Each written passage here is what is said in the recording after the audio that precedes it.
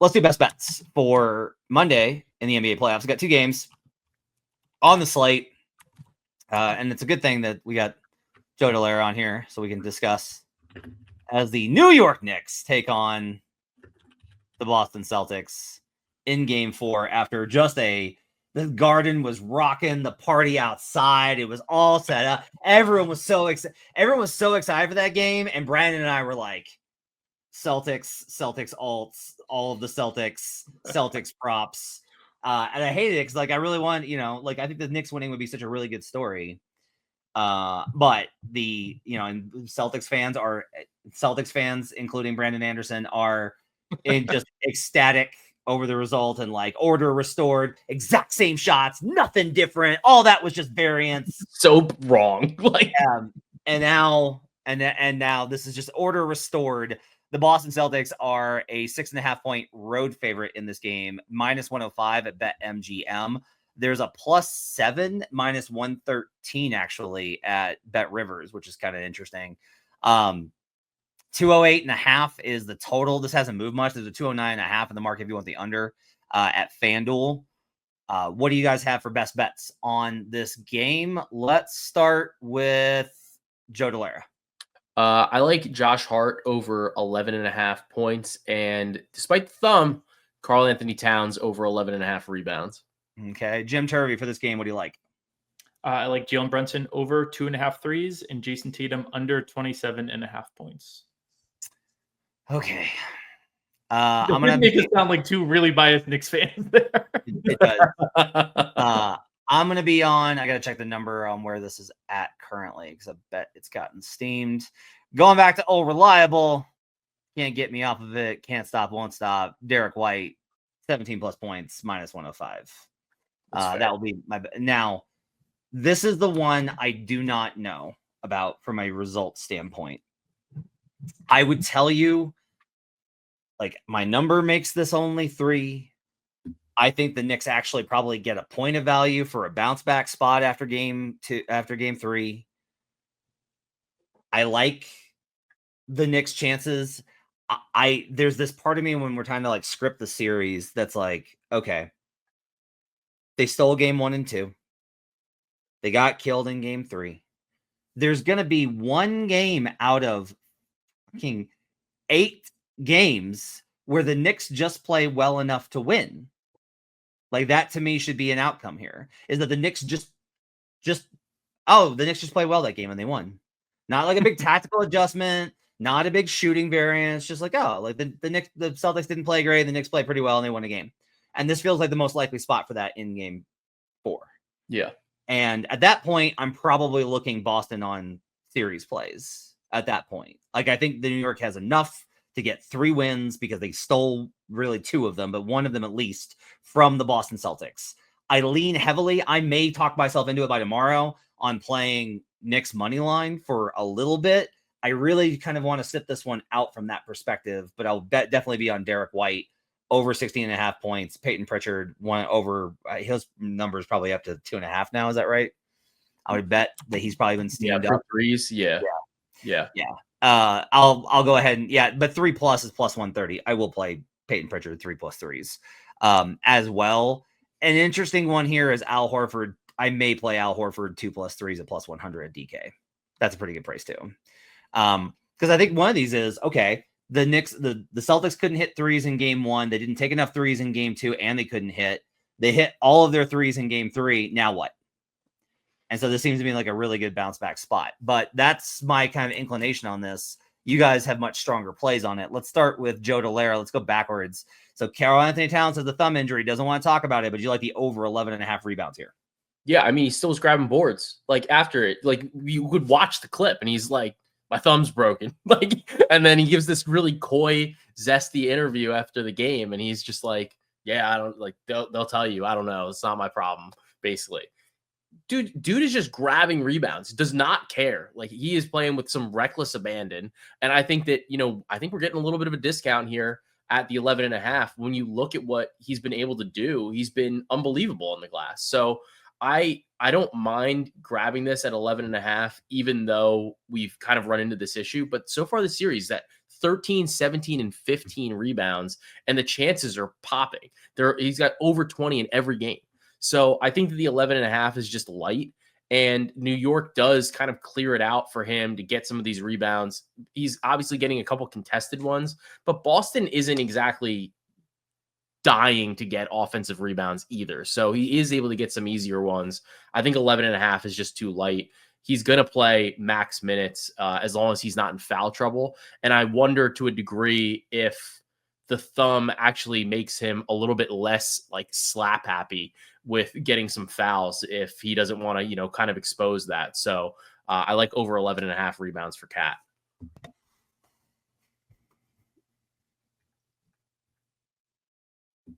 If it wasn't for the fact that Boston's so good about just like swooping in and stealing boards, I would like this. But he has been really great. He still is just getting them. Like 11.5 is light for him, like honestly on the season. So I don't mind this, either way. Let's jump over to Jim Turvey and do Brunson over 2.5 threes. Yeah, so he kind of just loves shooting threes against Boston. So his season average, overall for the entire season, all teams was 6.1 3-point attempts per game. Against Boston, it was 8.0. That's including the first game of the season that was that crazy blowout. He didn't play a ton. If you take that out, it's 9 a game. In this series so far, he's getting them up as well, averaging like around 9 to 10 a game.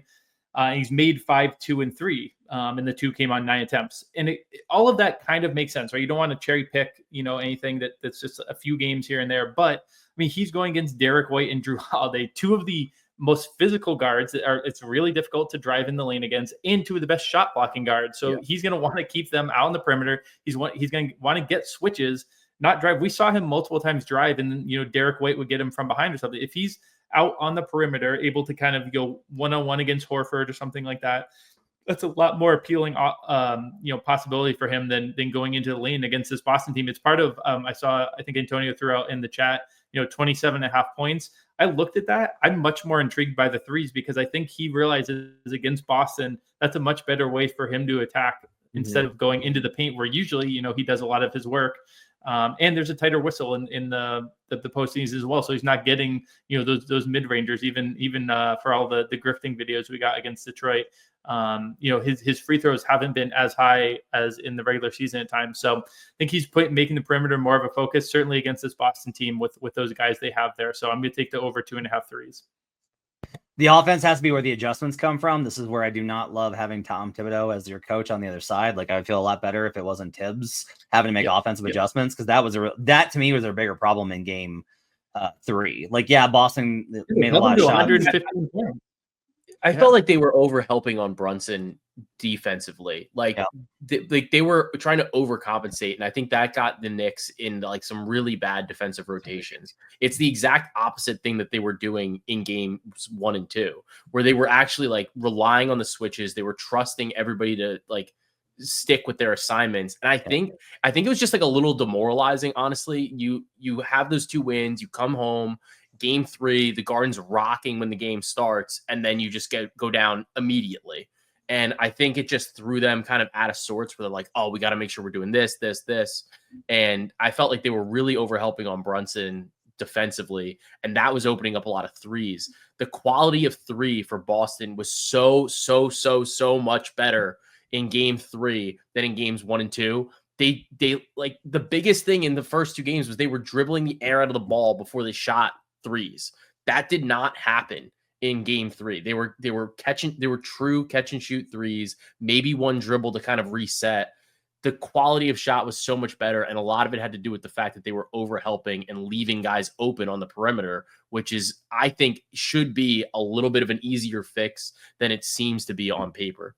Joe, the only pushback I'd have to that is that Boston really wasn't going 3 heavy to start. I think that they actually were going into, and I think that's why then it actually opened up the decent look. Like, they really did make it. It's like the corny thing they always say on the broadcast is like, start on the inside, then they're gonna have to adjust more, and then you'll get the open threes. That's actually what they did, which they hadn't been doing in those first 2 games. So there's the adjustment for Boston. And now we got to see if Tibbs can make the adjustment back. But Matt, I'm with you. Giving up 115 points to Boston, it's like not terrible. It's maybe a few more than you want to be, but especially in the postseason. But I was more worried about the offense.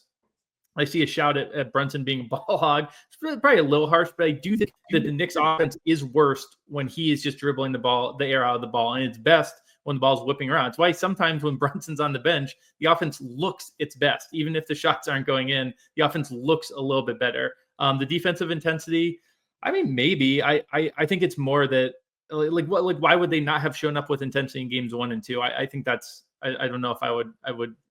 I mean, I do think the Celtics came in with with an arrogance. I think they got gassed up for so long, and they've been on this we're the champs. We know what we're doing. We'll be fine. And then they got really they just fell apart.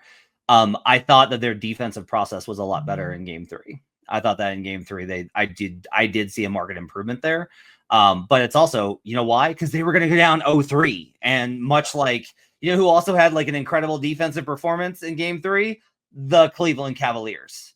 So, again, I lean towards Knicks here, but I'll be very interested to see if it's a clutch game, because that obviously leads towards Knicks here. Yeah. Celtics are going to have to roll around. I'll just say this again: if you like Boston, play the alts. Just play the alts. Boston is more likely to win by 15 than they are to win by 7, by 9. Yeah, Matt, I feel like you're secretly kind of a baseball history head. If I make a reference to the 1961 World Series, are you going to know what I'm talking about? No, I am not, sir. The 1961 World Series was the Pittsburgh Pirates versus New York Yankees. And this is actually, it's funny. It's like the inverse for New York. The Yankees won 3 games by it was 13-0, 12-0, 11-0. And the Pirates won 4 games by 2-1, 3-2, 4-3, and 1-0 or something crazy. And the run differential for the series was insanely in New York's favor, but the Pirates got him. I think the Knicks have to hope this is New York's revenge for that baseball series 62 years ago, and the Celtics win 3 games by 35, and they win 4 games by a combined 10 points, and that's the path to victory if they have any hope. Yeah, I need the Knicks to come out of this winning the series with a negative net rating. That'd be unbelievable. Oh, they definitely. I honestly think if that's they probably how they would. 100%. Producer David Payne says baseball history nerd alert. Joe Dellera, talk to me about Josh Hart over 11.5 points. Yeah, so Josh Hart, I mean, he continues to get these looks because they really just aren't covering him. And aside from last game, he scored 10 points, but the couple previous games, he scored 23 and 14. And then even looking back against Boston, he's been kind of consistently going over this 11.5 line here. So his minutes were down last game, only played 34 minutes. I think that we're going to see another game probably in the mid 40s for Josh Hart. I think New York is going to treat this like a must-win game. You don't want to lose the momentum. You don't want to go. If you set yourself up to be in a position where you're up 3-1, it does give you a little bit of wiggle room. You can maybe get another bad Boston variance type of game and help yourself out there. But the other thing is he's still taking a ton of shots. Against Boston, he's taken 9, 15, 9, 14, 14, 16 shots over his last couple games against them. I think that there's just plenty of opportunity for him to get out in transition, get a couple layups, and maybe a 3 or 2, honestly, because Boston just leaves him open. He's so good at those sneaky putbacks. It's my favorite thing that he does. He just all of a sudden he's just like Batman, and he's just there and he scores. And then those little extra points I think really matter for that, because I wind up doing too much on calculated, strategized play call sets for guys, and Hart's a guy that just finds ways to score because he just finds ways to contribute all over the box score. Jim, you have a lean on Jason Tatum under 27.5 points. Yeah, this is a lean because he did kill the Knicks during the regular season. I think it's pretty clear that in this series we've seen paths to him going under this either way. We saw in the losses he didn't really come close to this, and even in the win, now his minutes were a little bit lower because it was such a blowout, but in the win he scored 22. So I think part of this is the OG factor. They've really they're like, you are going to get OG and he's going to fight through every screen. They'll switch a few things, and Tatum doesn't seem to want to be backing down on those switches. It's kind of leading to less free throws for Tatum. That's the big difference. He's actually still hitting a fair amount of threes, but he hasn't been as aggressive. And it's the pretty simple look at it is just there are paths to it being an under in a blowout for either team. I don't think we're getting a Knicks blowout. There's paths to it in a blowout. There's paths to it in a loss for Boston. There's paths to it in a win for Boston. So I just think that there's a lot of outs on it for where his like flat line is. But it's more of a lean because Tatum, he did really chew up the Knicks during the regular season. But from what we've seen in this series, I do think that's, an adjustment Tibbs can make. We'll give him some credit there. That I make this a lean on the under for Tatum. All right. In the late set, did we get through everybody? We good on bets for Knicks Celtics? Yes. Yeah. Okay. In the late set, in the series, which I would like to banish from this plane of reality, I want to become a sorcerer and banish this series from existence because it makes me so sad in so many ways just to watch it. Warriors basketball is atrocious. Just with Steph and without Steph, atrocious. Wolves are -5. This opens 6. Warriors taking money to get back here in game 4. Totals 199.5. There's a 200.5 at ESPN. I have a parlay that I'm going to add because our content team loves parlays and because I genuinely think this is a good play. Road favorites so far in these here playoffs this season in the first half. Road favorites are 10-5, 67% first half. It's been a trend that a couple of people have hit us up with it here on Buckets Live. So I started taking a look at the numbers, and I like that very much. So Celtics first half, money line. Wolves first half, money line, plus 139 or better. That's going to be a best bet for me. Naz Reid, over 11.5 points. And that is it, because I want nothing else to do with this godforsaken series. Joe Dellera, what are your best bets for Wolves versus Warriors? So I got a little funky one here. I like Rudy Gobert over 3.5 first quarter rebounds. It's pretty juicy. Like in plus money, it's plus 145 out there at DraftKings. The biggest thing is Minnesota starts. Do you want me to give the analysis now, or do you want just the bet? I'm all out of sorts. Just the bet. I didn't do our usual let's go around the table thing, so bear with me here. I decided to do it by game. Those are good. Jim, what are your bets for this game? DiVincenzo under 14.5 PRA, Trace Jackson Davis under 8.5 PRA, and a lean on Wolves -5. Okay. So Joe, you may continue with your cap on Gobert over 3.5 first quarter rebounds. So Gobert has been kind of getting into some foul trouble in this series, but he starts all these games.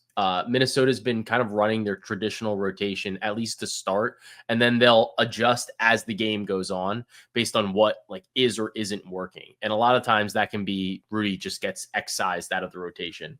But the important thing is in the first quarter, he's still playing basically at least 8.5 minutes, pretty much like a lot of times 9, maybe even 10. And in this series, he's got 5, 5, and 7 first quarter rebounds. This is a great matchup for him, I think, from a size perspective against this Golden State Warriors team. Also, the Warriors can't score. Like, they just cannot score. So we're getting a lot more rebounding opportunities here for Gobert as well. So I just think at over 3.5, the line is a little light based on what we're seeing on the court for the minutes that Gobert is there. Gobert has deficiencies and some mismatch issues in this series. But given Minnesota's reliance on him, at least in the first quarter, I think that we're going to be able to get enough minutes there. He also, even if he does get into foul trouble, it's rarely like immediately in the first quarter. And he picks up 2 fouls. It's probably still his traditional type of first quarter rotation. So I don't mind it. But we have seen it become an issue as the game goes on, where if you bet his full game rebound prop, he's getting pulled real quick because they're just attacking him and trying to get him off the court because he's in foul trouble. So I'll stick with over 3.5 first quarter rebounds, and it's nice plus 145. It's a good angle. It's a really good handicap. You're killing it, Joe. These have been really good caps by you tonight. Jim Turvey, talk to me about Dante DiVincenzo under 14.5 PRA. I am very intrigued here. Intrigued. Yeah, I wanted the DDV playoff like legit guy to be a thing. He looked so good for the Knicks last year, but this has not been his postseason so far. He is shooting 30, 21, 80. Those are his slash lines in the postseason so far. His assist rate to turnover ratio less than 2-1. He really has been one of the worst performers on the Wolves, on a really good Wolves team. but he sees minutes go down as a result, from 32 to 26 to 16 in the first 3 games of this series. He was a minus 14 last game. Last game was the first where it was he really had a genuine, the clear plus minus was there. His minutes dropped. They went to more Nickeil Alexander-Walker. And as a result, they're basically hanging what his postseason line is here. I think there's a chance that he gets really low on the minutes again. And even if he doesn't, he has not been shooting well. The Warriors defense, the Warriors basketball that you hate so much, the Warriors defense has been good, though, all things considered. And so I think an under here for DiVincenzo is one of my favorite plays on the night. It's been good. I don't see any reason why it should be, but it's been good. I don't actually watch them and be like, wow, this defense is amazing. I watch the Thunder and I'm like, God, they're so cool. They're a pack of Draymond. It's Draymond. Not Draymond. It's not. It's voodoo. That's all this is. It's Draymond. It's voodoo. Draymond. Get out of here. Brandon Anderson ass take. You've got another one on Trace Jackson Davis under 8.5 PRA. Yeah, similar here. So I wanted to get on Kuminga. I saw someone in the chat shout Kuminga. Market beat me to it. According to the Action Network app, and I hope some people got this, apparently his 20-plus points prop opened at plus 370 for this game, which would have been amazing if you got it. It's at plus 140 now, and honestly, I'm vaguely intrigued, but I think I want unders in this game more. And so I looked at the inverse of it because the Kuminga thing moved so hard, and I wanted to see, who was going to lose out on the Kuminga thing, and if the market adjusted there. I don't think the market has adjusted there because it's basically Trace Jackson Davis. So Trace Jackson Davis and Kuminga only played together for a minute. Other than that, they basically were exact substitution swaps for each other last game. Kerr loves to ride the hot hand. Talked about it, earlier in the show about how Kuminga is that hot hand. They need that offense right now. I think he will get multiple chances, even if he starts off cold. I know Kerr can have a quick trigger on Kuminga, but he's got other guys too. He's got Quentin Post. I think in general, Trace Jackson Davis isn't the type of guy who is a really good fit for this series. I honestly wouldn't be surprised if he gets fully mothballed and we just push our bet because he literally doesn't play. Now he might get, but the hope is that he slots him out there to start again. He plays 6 minutes and then he gets fully mothballed and we clear this. But in last game, he went for 7 points and 2 rebounds. So that technically would have cleared, but it was in only 11 minutes. And that's on 3 of 4 shooting, which was both high for field goal attempts for him in 11 minutes. And obviously he hit 3 of his 4 shots. So I really like this TJD under, with Kerr doing his hot hand thing that he loves to do so much. I like Wolves first half. This feels to me, this is a feel thing. This feels to me like Wolves are up. They expand the lead early third quarter. We're starting to be like, well, okay, tough luck for the Warriors. No stuff. That's it. And then the Warriors come back and Jimmy Butler does Jimmy Butler shit. And this winds up being a narrow Warriors win to even the series 2-2 going back to Minnesota. And then Steph's back for game 6 and who knows? I do not believe the Warriors will let us out of the series in peace. This is going to be they are going to drag this out, and we must suffer more for whatever basketball sins we have partaken in order to have to watch this team in the playoffs. Because God, it is atrocious. So I like the first half here. Jim, but you like Minnesota minus 5.5 full game. Lean. Yeah, honestly. It is a lean because some point out in the chat that Wolves are taking fair money and the line has moved the other way. The Warriors shot 43.5% from 3 last game and still, we're right at basically at this line. That was the game that Jimmy kind of gave it all. They're talking about during the broadcast of Steve Kerr being like, you could see what he was saying. He's like, Jimmy, leave it all out there. Get us to 2, get us that second win. Then we can get Steph back by the end of the series if it goes long enough. I think they put a lot into that game, and to come up empty, this has been begging for a Wolves blowout. I think we get another Wolves blowout here with Ant really figured out in the second half. And now it's easy to say Ant figured out because Ant should figure it out. It seems like it sometimes takes him a little while to realize the thing that he figured out, quote unquote, last game. Yeah. Whatever the reason may be, he really took over in the second half. If he just does that for a full game, he has a massive game in him. And I just don't think this Warriors offense is sustainable. You could also look at maybe doing a Warriors team total under. I mean, this offense is so gross right now. They got the good game from Kuminga and they still had, a heinous point total by the end of the game. So this Wolves defense is very legitimate too. It's not all Warriors terrible. This is a very good Minnesota defense. So this is a kind of a feel thing of like, man, this Wolves team is just a lot better than this Warriors team right now. The market clearly doesn't fully agree, so I'll go a little bit of a lean. Shout out Fiddle, but overall, I do think I want to be on the Minnesota side of this. All right, let's breeze through some comments here at youtube.com/the Action Network on our live show before we get out of here real quick. Ken Hatt says Cavs first half might be the look. If Donovan Mitchell is cleared, I think that's a really good play based on that 10-5 road favorites in the playoffs first half look. Antonio wants Jim's thoughts on Brunson's points over 27.5. That was already a play, I believe.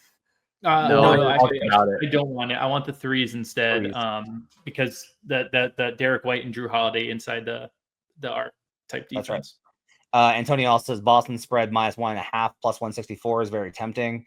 Maybe. I think Brandon Anderson would agree with you. I think that's so funny though, because that's them to win 3 straight games is plus 164. It's just, here's the thing, it's not an unlikely, it shouldn't be a huge plus number, and it is a plus number, but that's also like a very big market. That's 2 in New York too. Yeah, that's been good on the road. But Chicago Bulls fan says Celtics first quarter -1.5. Free Sauce had a bunch of us for us. Mitch Robb over 10.5 points and rebounds. Joe, what are your thoughts on that one? I was looking at that, honestly. I don't hate it. They're just going to keep fouling him. So you're going to get, unless Tibbs pulls him again, which I think was a little bit of a mistake in the one game that he did it. So, like, I like him out there. He's going to get the rebounds. If some of those shots go down, that's going to be an easy cash. Free Sauce also says Draymond over 2.5 first quarter points, which is, I think, an interesting one because just like a layup and a foul, and you get there. A rogue 3. He also likes Jimmy Butler under the 3. Yeah, and Jimmy Free Sauce says Jimmy Butler under 40.5 PRA. Bros fighting attrition and the Wolves. That sounds actually. Yeah. Here's the thing: it depends on whether you think Game 3 was a big game for Jimmy or not. If you're like, no, it was not a big game, he did not do anything, then you should go and he's gonna have one. I think Jimmy's gonna have one big game, and it's playoff Jimmy. Fathead recommends Buddy has got his threes prop every game. So. And somebody else, Darius says, Buddy Hield over 13.5 points, 5 for 11 in his last whatever games, and he'll get the volume. So, you guys like Buddy Hield on the over? I mean, he's taken 8, 9, and 8 threes in these games. So, I mean, he's shooting. Honestly, I think he's shooting above expectation based on what he's done. He's got 5, 4, and 4. So, I mean, he's shooting. It's like over 50%. From 3, give or take, and without that Steph gravity anymore too. Yeah, I don't know. I get the angle. I think like if you like the Warriors, you almost have to expect this to happen. But it's not. I don't mind it too bad. I mean, 3.5 is plus 130. I'm seeing, so it's not terrible. All right, that's going to do it for Buckets. Thanks for joining us. Appreciate you guys being with us here at youtube.com/the Action Network for the live show. This crowd gets a little bit bigger every single night, and I love it. You guys, like, we're seeing the same folks come back and we're building a community, which I'm so thankful for. That's awesome. Follow these guys on Twitter and in the Action Network app at Turvey Bets, at Joe Dellera. You can find Jim at Roto Grinders. Find Joe on the Cash That podcast. I'm at HB Basketball. My thanks to David Payne. My thanks to Gifford Gould. We'll see you guys again tomorrow as I get to talk to Brandon Anderson about Cavs and Pacers. So that should be a good, fun time. We'll talk to you guys again next time. Thanks for joining us. Till then, let's get buckets.